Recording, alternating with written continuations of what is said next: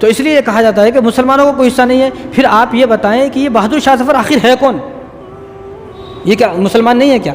और इतने सारे मुसलमान जो शामली के मैदान में शहीद हो गए, और हज़रत मौलाना शाह अब्दुल अज़ीज़ मोहद्दिस देहलवी जिन्होंने फतवा दी भी मुसलमान थे।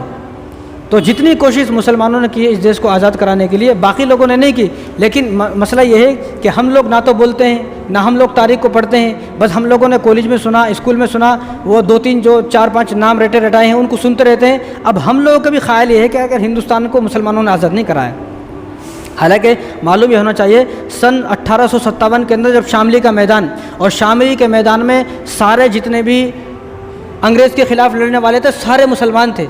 अब अंग्रेज़ों को ये लगा कि तो सारे मुसलमान हैं, जिस मैदान में देखते हैं वहाँ मुसलमान हैं, फतवा दिया मुसलमानों ने, जंग लड़ रहे मुसलमान। और 1857 के जंग के लिए जो लश्कर को और कमांडर को, फौजों को तैयार किया वो मौलाना अहमदुल्लाह मौल साहब है। तो अब क्या करना चाहिए? तो 1857 के अंदर अंग्रेज़ों ने मुसलमानों को टारगेट करना शुरू किया।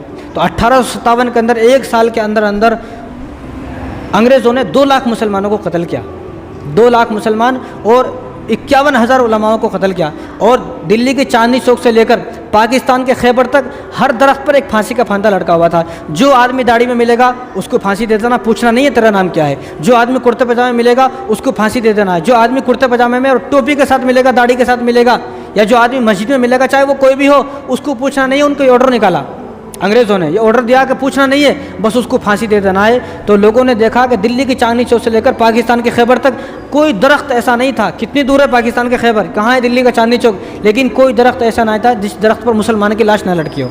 2 लाख मुसलमानों को कत्ल किया। और जब उन्होंने सोचा कि मुसलमानों की हिम्मत कहाँ से मिलती है, तो मालूम हुआ कि हिम्मत कुरान से मिलती है। तो 3 लाख कुरान को जलाया, 3 लाख कुरान को जलाया अंग्रेज़ों ने। इसलिए मैं कहता हूँ कि आज अनपढ़ आदमी जिसको कुरान पढ़ना नहीं आता है वो हाफिज़ों की कदर करे। अगर ये ना होते तो अंग्रेज़ों ने जिस वक्त कुरान को जला दिया था, आज तुम्हारे पास कुरान पढ़ने को नहीं होता। तुम खुद सोचते कि वो कुरान था, लेकिन वो था कैसा हमने कभी देखा नहीं। अंग्रेज़ों को जितने कुरान मिले अंग्रेज़ों ने सारे कुरान जला दिए। 3 लाख कुरानों को जला दिया, 3 लाख कुरान। और 1000 मदरसे, 1000 मस्जिद सिर्फ दिल्ली के अंदर सब ख़त्म कर दिए।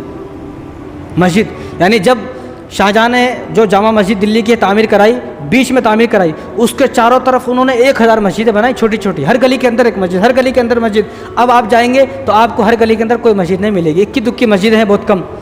सारी मस्जिदों को ऐसा ख़त्म कर दिया कि देखने वाले ये सोचता था कि यहाँ कभी मस्जिद थी कि नहीं थी, यहाँ तो कभी मस्जिद नहीं थी। 1857 के अंदर 2 लाख मुसलमानों को कत्ल किया गया। अब ये कत्ल होने वाले कौन है? मुसलमान है। और ये जो तारीख़ लिखी है किसी मुसलमान ने नहीं लिखी, अंग्रेज़ों ने तारीख़ लिखी है।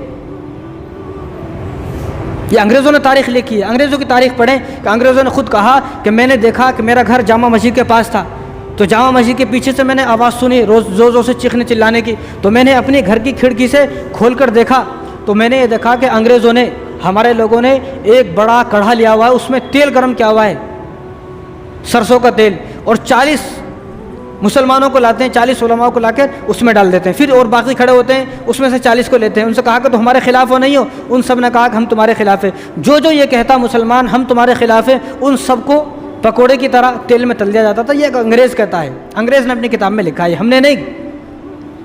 और उसके बाद सन 1857 के बाद तो लोग भूल ही गए कि देश आज़ाद भी होगा, भूल गए लोगों ने सोचना छोड़ दिया कि ये देश आज़ाद भी होगा। लेकिन वो तो मर्द मुजाहिद एक 1912 के अंदर 50 साल के बाद एक मर्द मुजाहिद उठा जिसको शेखुल हिंद मौलाना महमूद हसन देवबंदी रहमतुल्लाह अलैह, जिनको शेखुल हिंद का लक़ब गांधी जी ने दिया है, वो खड़े हुए, उन्होंने एक तहरीक शुरू की, रेशमी रुमाल की तहरीक। उन्होंने मौलाना उबैदुल्लाह सिंधी साहब को काबुल भेजा, तुर्की भेजा, अफ़गानिस्तान भेजा। वो गए और उन्होंने बताया कि हिंदुस्तान के अंदर अंग्रेज़ों का कब्ज़ा हो चुका है। तो तुर्की की लश्कर को, तुर्की की फ़ौजी को जमा किया, अफ़गानिस्तान के फ़ौजियों को जमा किया, काबुल के फ़ौजियों को जमा किया।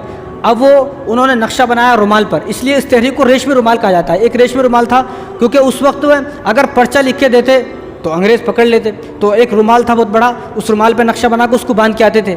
लेकिन अल्लाह का करना ऐसा हुआ, अल्लाह की कोई हिकमत होगी, वो राज फाश हो गया। राज फाश होने की वजह से हज़रत शेखुल हिंद को माल्टा जेल के अंदर भेज दिया। यूरोप में है माल्टा, अफ्रीका के पास। तो लोगों ने कहा कि भाई तो हिंदुस्तान का आम सा आदमी है, आपने अंग्रेज़ों से कहा इसको माल्टा क्यों भेज दिया इतनी दूर यूरोप में? उन्होंने कहा कि तुम्हें पता नहीं ये कौन है? शेखुल हिंद है, ये जहाँ खड़ा होता है वहाँ से एक तहरीक शुरू कर देता है, ये मुसलमान है, ये मुसलमान की कहानी है। लेकिन आज ये कहा जाता है जब 1920 के अंदर वो माल्टा की जेल से 3 साल के बाद आए तो गांधी जी जब गांधी जी को सिर्फ गांधी जी कहते थे, महात्मा कोई भी नहीं कहता था। तो गांधी जी पानी की शिप से आए, वो मुंबई एयरपोर्ट पर पानी की शिप से आए, तो गांधी जी खुद उनको लेने के लिए गांधी जी गए और गांधी जी ने उनका इस्तकबाल किया। जब गांधी जी ने उनका इस्तकबाल किया, गांधी जी मिले, तो उन्होंने कहा, शेख उल हिंद ने कहा कि आप तो महात्मा हैं।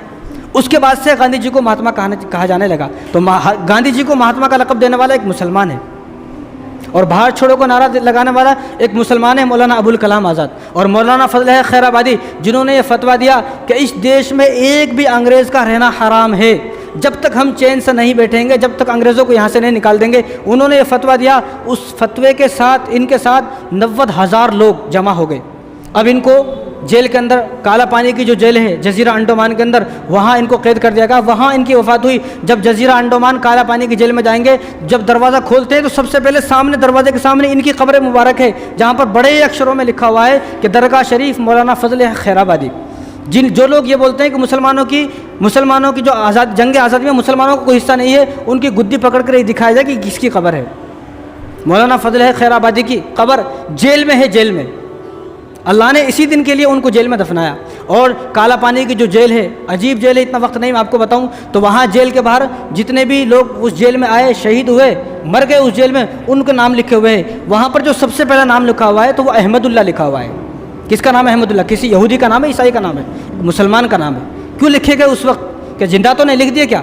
वो इसलिए लिख दिए कि उस वक्त के हिंदुओं के अंदर इतना तासुब नहीं था, इतनी नफरत नहीं थी जो आज नफरत है। उन लोगों को मालूम था कि मुसलमानों का भी हिस्सा है इस देश के अंदर सब। और वहाँ नाम लिखाना कोई ऐसा नहीं है कोई भी जाके लिख देगा, वो एक हिस्ट्री लिखी हुई है। और हर सेल के अंदर, हर रूम के अंदर फ़ोटो रखा हुआ है कि जिस रूम के अंदर जो आदमी था, जो वहाँ पर मर गया, उसका फ़ोटो आज भी रखा हुआ है। आप सर्च करके देख सकते हैं, आज भी। आज उसको म्यूज़ियम बना दिया गया है। वो कोई ऐसा बहुत दूर नहीं है, हिंदुस्तान से बाहर है, आप हर आदमी वहाँ जा सकता है। जजीरा अंडमान हिंदुस्तान के अंदर है, बंगाल के अंदर, काला पानी की जेल। आप जाके देख सकते हैं, वहाँ पर सबसे पहला नाम अहमदुल्ला मुसलमान का लिखा हुआ है। लेकिन आज ये कहा जाता है कि मुसलमानों का तो कोई हिस्सा नहीं है देश के अंदर, मुसलमानों ने तो इस देश को आज़ाद नहीं कराया। तो खैर बातें बहुत हैं। तो सन 1947 के अंदर 15 अगस्त को हमारा देश आज़ाद हुआ। तो इस आज़ादी की हमें कदर करनी चाहिए, क्योंकि आज़ादी की अगर आपको कदर नहीं है तो उन लोगों से पूछे जो लोग जेल में हैं, मर्जी से ना बीवी से मिल सकते हैं, ना बच्चों से मिल सकते हैं, ना नमाज़ पढ़ सकते हैं, ना कुरान पढ़ सकते हैं, कुछ नहीं कर सकते। अगर हम आज़ाद हैं तो इस आज़ादी की कदर करें।